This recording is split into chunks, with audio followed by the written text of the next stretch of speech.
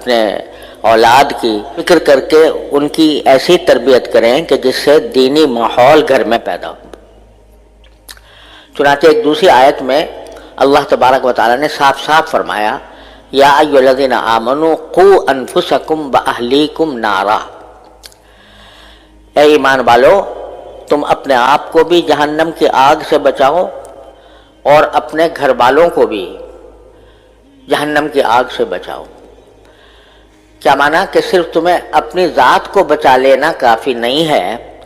بلکہ اپنے گھر والوں کی ذمہ داری بھی تم پر عائد ہوتی ہے۔ تم اپنی فیملی کے سربراہ ہو، اپنے خاندان کے سربراہ ہو، تو تمہارا فرض ہے کہ اپنی بیوی کو، اپنے بچوں کو، اپنی اولاد کو، بلکہ اگر بہن بھائیوں کو بھی سیدھے راستے پر رکھنے کی کوشش کرو۔ اب آج کل یہ صورتحال بہت عام ہو گئی ہے کہ ایک انسان اپنی ذات میں بڑا پکا نمازی ہے، صف اول میں پہنچتا ہے اور تکبیر اولیٰ کے ساتھ نماز جماعت میں ادا کرتا ہے، لیکن اس کی اولاد کا حال یہ ہے کہ وہ بالکل الٹی سمت میں جا رہی ہے۔ وہ اس کو نہ نماز کا پتہ ہے نہ روزے کا پتہ ہے، روزہ چلو شاید رکھ لیا نہیں رکھ لیا، لیکن نمازوں کی فکر نہیں، نماز کو باجماعت ادا کرنے کی فکر نہیں، اس کو دین کی بنیادی باتوں کا پتہ نہیں، اس کو قرآن کریم پڑھنا نہیں آتا، اس کو قرآن کریم کی تلاوت کی توفیق نہیں ہوتی، اور وہ دن رات دوسری طرف لگا ہوا ہے، لہو و لعب میں، کھیل کود میں، اور اس کو ایسی تعلیم گاہوں میں اس کی تربیت ہو رہی ہے جہاں دین کا کوئی نشان نہیں ہے۔ آج ایک نہیں سینکڑوں مثالیں میرے سامنے آتی ہیں کہ بڑا نیک لوگ ہیں اور اپنی ذات میں نماز بھی پڑھتے ہیں، روزہ بھی رکھتے ہیں، حج بھی کرتے ہیں اور تبلیغ میں بھی وقت لگاتے ہیں، لیکن اولاد کی طرف دیکھو تو وہ دوسری طرف جا رہی ہے اور اس کو دین کا کوئی ہوش نہیں ہے، کوئی پتہ نہیں ہے۔ وجہ کیا ہے کہ جو ایک انسان کے ذمے اپنے اولاد کی تعلیم و تربیت کی جو ذمہ داری ہے اس کا احساس نہیں۔ وہ سوچتا ہے کہ بھئی ہم نے تو اپنا کر لیا، اب یہ نئی نسل ہے، نئے بچے ہیں، نیا ماحول ہے، یہ دنیا کے معاملات کے اندر یہ جانے اور ان کا کام جانے، اس کی طرف توجہ نہیں ہوتی۔ نتیجہ یہ ہے کہ مثلا آج کل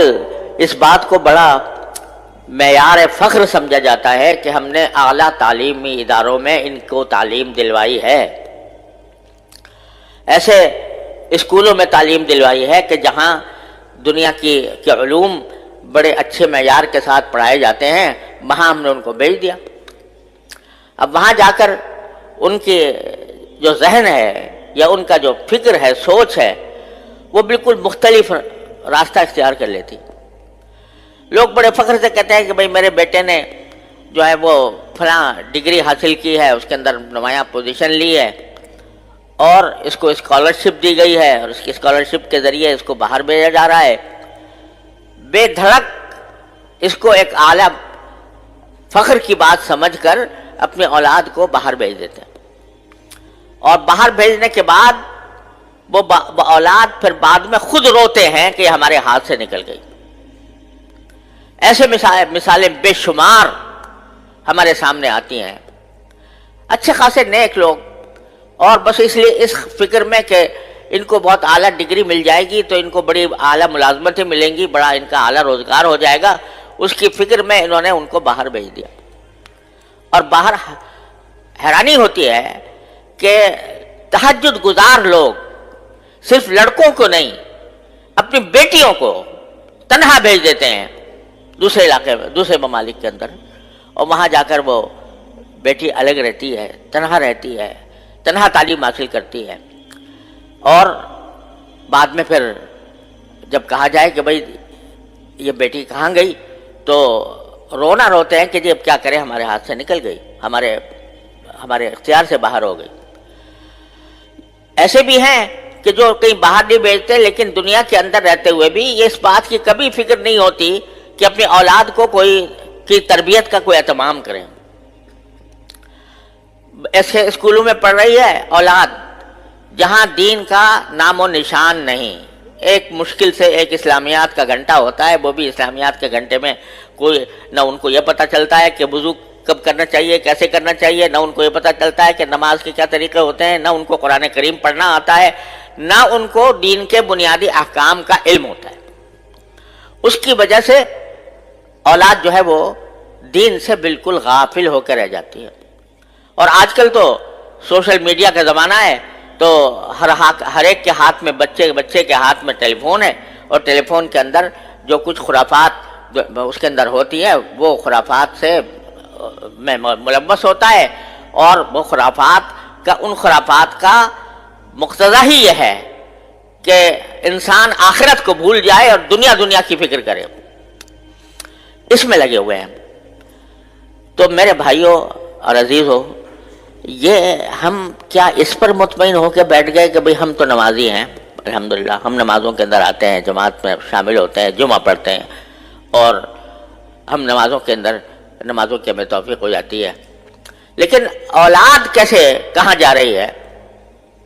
اس کی طرف فکر نہیں.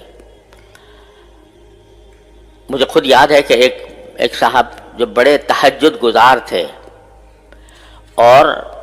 بڑے ذاکر شاکر بزرگ آدمی، اپنے ایک بیٹے کا تعارف کر رہے تھے. کہتے جی میرا بیٹا ہے، اس نے دیکھو ماشاءاللہ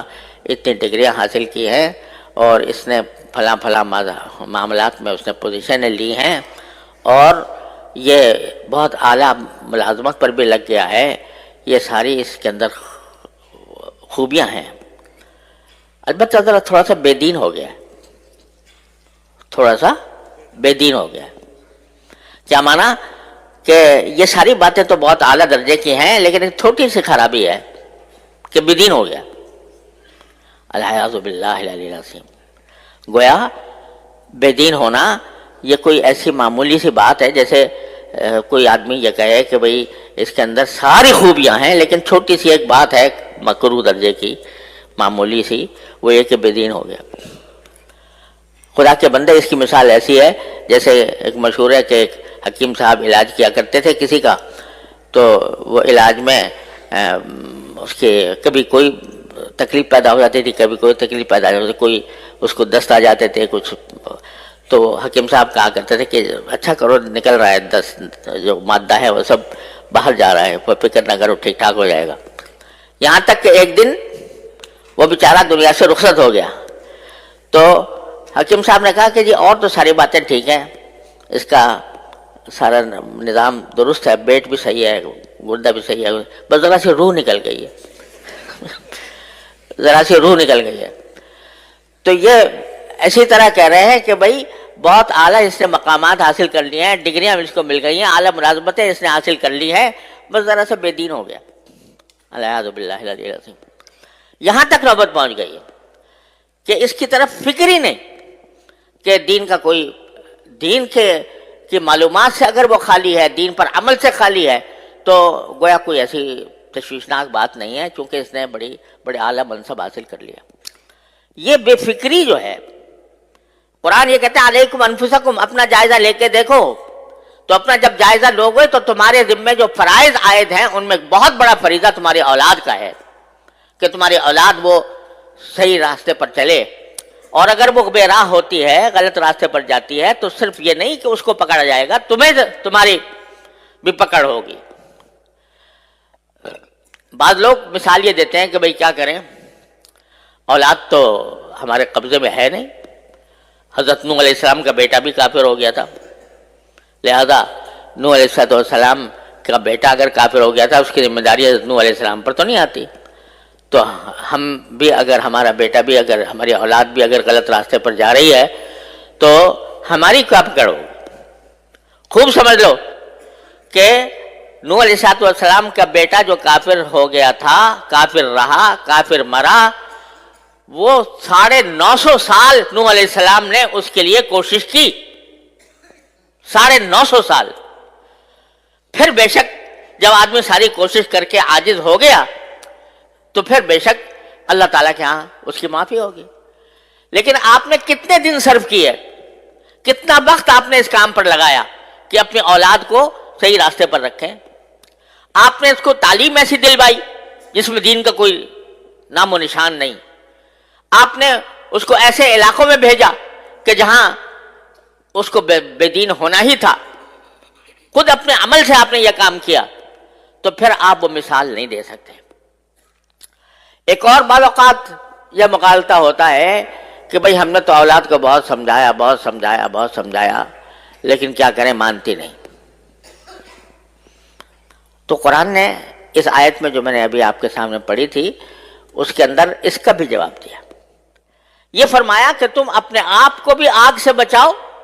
اپنی اولاد کو بھی آگ سے بچاؤ. یہاں لفظ جو استعمال کیا کہ آگ سے بچاؤ, اس میں خود ایک پیغام دے دیا کہ ایک فرض کرو تمہارا ایک نادان بچہ ہے, وہ آگ کی طرف بڑھ رہا ہے, ایک دنیا کی آگ کی طرف جا رہا ہے, آگ کی طرف, اور خطرہ ہے کہ وہ آگ کے اندر جا کر جل جائے گا. تو کیا تم صرف زبانی فہمائش پر اکتفا کرو گے, یعنی صرف اس بات پر اکتفا کرو گے کہ بیٹا یہ آگ ہے اس میں جل جاؤ گے, مت جانا اس میں, اور کیا کہ فارغ ہو جاؤ گے؟ اور اگر وہ آگے بڑھتا رہے تو کیا یہ کہو گے کہ بھئی ہم نے تو بہت سمجھایا, جا ہی رہا ہے آگ کی طرف؟ کوئی باپ اس کو آگ کی طرف جاتے دیکھ کر صرف زبانی جمع خرچ پر اکتفا نہیں کر سکتے, آگے بڑھ کر اس کو گود میں لے کر اس کو وہاں سے ہٹائے گی. تو کوشش وہ معتبر ہے کہ جو جس طرح دنیا کی آگ سے تم ایک اپنی نادان اولاد کو بچاتے ہو, اس طرح اتنی ہی اہمیت کے ساتھ اس کو جہنم کی آگ سے بچانے کی فکر کرو. اس کے لیے ضرورت ہے کہ تم اپنے گھر میں ماحول ایسا پیدا کرو, بچوں کو ایسی تعلیم دو جب تک کہ بچہ قرآن کریم نہ سیکھ لے, قرآن کریم اس کو پڑھنا نہ آ جائے, اس وقت تک کسی اور کام میں اس کو مت ڈالو. ہمارے یہاں الحمدللہ مسلمانوں کی تاریخ یہ ہے کہ سب سے پہلی تعلیم جو بچے کو دی جاتی تھی وہ قرآن کریم کی ہوتی تھی, ناظرہ ہی صحیح,